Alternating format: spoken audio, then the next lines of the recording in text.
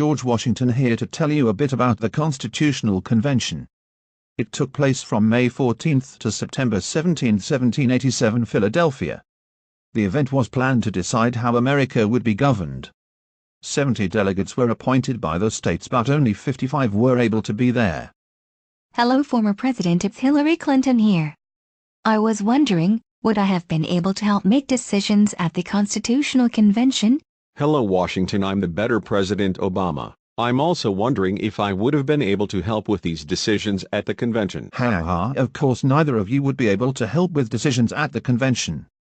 Only white men were allowed to make decisions for our country at this time. President Trump here. I heard white men only.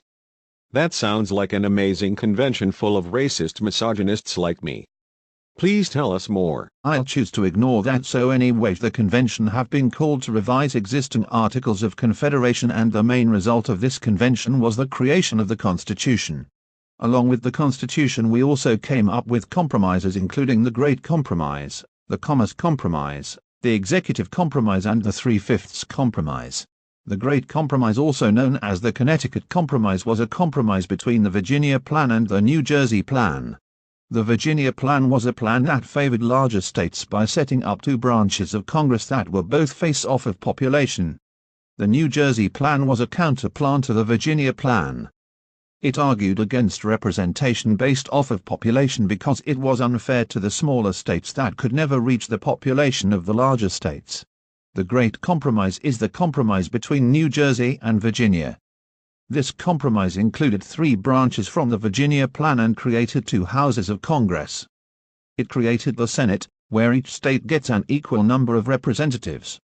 It also created House of Representatives, where representation is based off population. The Commerce Compromise, also known as Tax Compromise, was a compromise that reached over trade and taxation.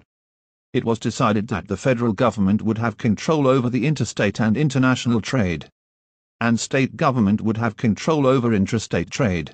The Executive Compromise is a compromise that affected me personally since I am the president.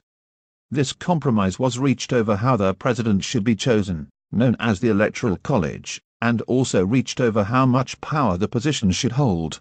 The 3/5 Compromise was a compromise between the North and the South. This was said to have settled the issue of slavery.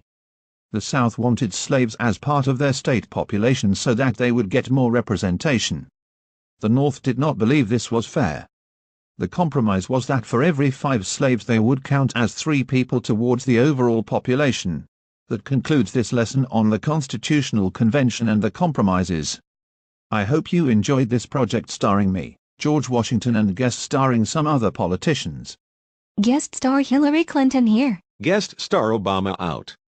Imagine I'm dropping a mic. Hello, Deeney. Guest star Trump here. I have spoken to 9 billion people and they have all agreed you must give Kaylee an A+. This is not fake news. These are real statistics. Also, maybe try investing in a toupee like mine.